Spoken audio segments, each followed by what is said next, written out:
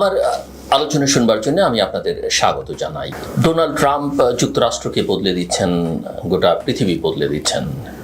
বিশেষ করে তার যে অর্থনৈতিক ধ্যান ধারণা, তৎপরতা, যেটাকে আমরা ট্রাম্পোনমিক্সও বলতে পারি, তার যে একক বাণিজ্য দর্শন এবং সামগ্রিকভাবে বৈশ্বিক রাজনৈতিক অর্থনীতির যে নতুন বাস্তবতা, সেই বিষয় নিয়ে আমি ছোট্ট পরিসরে আলোচনা করতে চাই।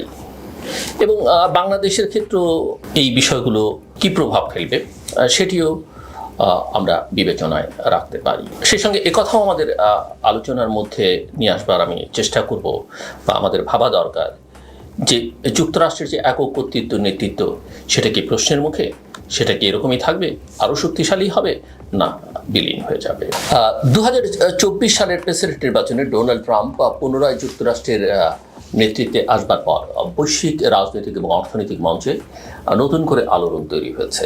আগের মেয়াদে তার আমেরিকা ফার্স্ট নীতি, যদিও এটা তিনিই প্রথম বলেছেন তা নয়, এর আগেও বহু বছর আগে এই আমেরিকা ফার্স্ট নীতি অন্যান্য রাজনৈতিক নেতারা কোনো নেতাও তুলবার চেষ্টা করেছেন। এই নীতি বাণিজ্য যুদ্ধ, অভিবাসন বিরোধী অবস্থান এবং বহুপাক্ষিকতাকে চ্যালেঞ্জ করার ধারা আবারও ফিরে এসেছে, এবং এবার আরেকটু বেশি আত্মবিশ্বাস নিয়ে। এখন একটু বোঝার চেষ্টা করি যে ট্রাম্পের নীতির কাঠামো সেটা কি। অনেকেই মনে করেন এটা একটু উদ্দেশ্য প্রসূত, অগোছালো, এর মধ্যে অনেক অসৎ উদ্দেশ্য আছে, এর মধ্যে ব্যবসাটা অনেক বেশি প্রধান, যেটা অনেকেই প্রমাণ করবার চেষ্টা করেন যেটা আমেরিকার জন্য। বাস্তবে আমেরিকার যে এলিট ক্লাস আছে বা ব্যবসায়ী গোষ্ঠী আছে, তাদের মিস্টার ট্রাম্পের শাসন ব্যবস্থার কাঠামোগত দিক থেকে অনেক সময়ই অগোছালো ছিল মনে হলেও এর পেছনে এক ধরনের কৌশলগত উদ্দেশ্য খুবই স্পষ্ট। প্রতিটি রাষ্ট্রকে দ্বিপাক্ষিক সমঝোতার টেবিলে টেনে আনা, আমেরিকার পক্ষে লাভজনক চুক্তি তৈরি করা এবং বিশ্ব অর্থনীতিতে আমেরিকার আধিপত্য পুনঃপ্রতিষ্ঠা। তার ট্রাম্পোনমিক্স অর্থাৎ ট্রাম্পীয় অর্থনীতি মূলত এই চিন্তাধারারই, যেটি আমি বলছিলাম, তারই এক ধরনের প্রতিফলন। আমরা দেখছি যে এটা আগ্রাসী এক ধরনের বাণিজ্য নীতি, কেউ কেউ এটাকে একতরফা মাস্তানিও বলছেন। চীন থেকে শুরু করে ইউরোপ, কানাডা, ভারত কিংবা বাংলাদেশের মতো উন্নয়নশীল দেশ সবাই ট্যারিফ নীতির শিকার।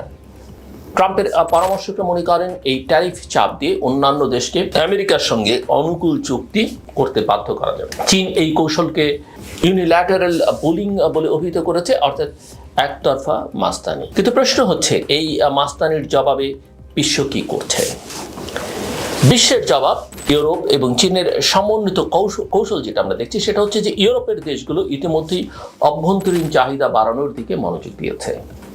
জার্মানি ঋণ সীমা শিথিল করে জরুরি বিনিয়োগ বাড়াচ্ছে।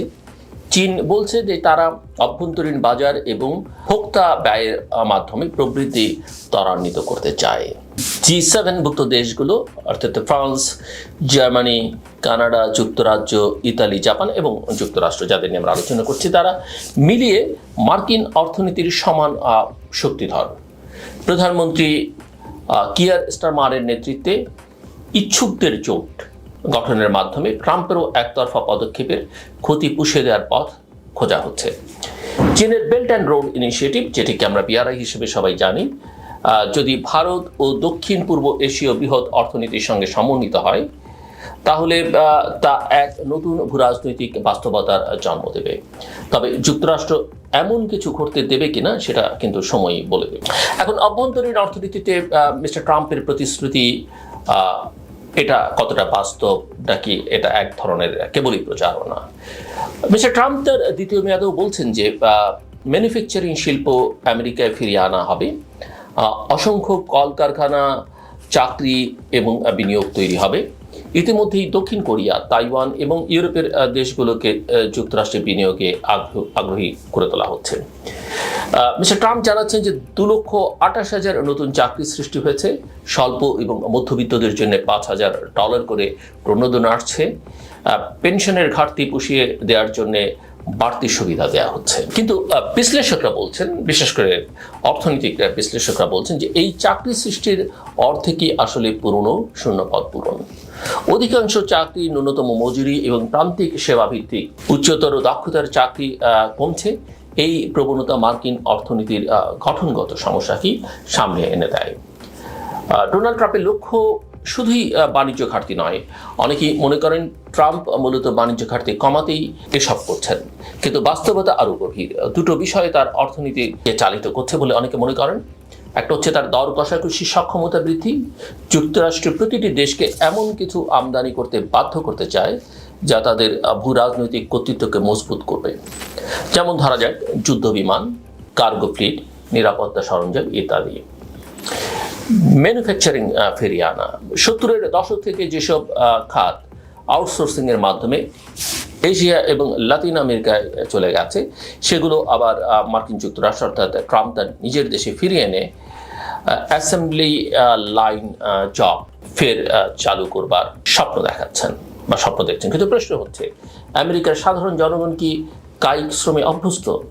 মার্কিন অর্থনীতি কি সত্যি ম্যানুফ্যাকচারিং এর উপযুক্ত? এশিয়ার দক্ষ শ্রমিকদের মতো দক্ষতা এবং উৎপাদনশীলতা কি মার্কিন শ্রমশক্তির আছে? বিশ্লেষকরা বলছেন যে এইসব চ্যালেঞ্জ কৃত্রিম বুদ্ধিমত্তা অর্থাৎ এআই বা আর্টিফিশিয়াল ইন্টেলিজেন্স এবং রোবোটিক প্রশিক্ষণের মাধ্যমে মোকাবেলা করা হবে।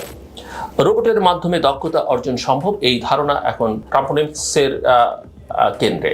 ট্রাম্প বনাম বিশ্ব অর্থনীতি একটা এক পলক যদি আমরা এই পরিসংখ্যানের দিকে তাকাই, 2000 থেকে 2024 পর্যন্ত বৈশ্বিক জিডিপির 70% এসেছে 4টি দেশ থেকে: যুক্তরাষ্ট্র, চীন, ইউরোজোন এবং ভারত।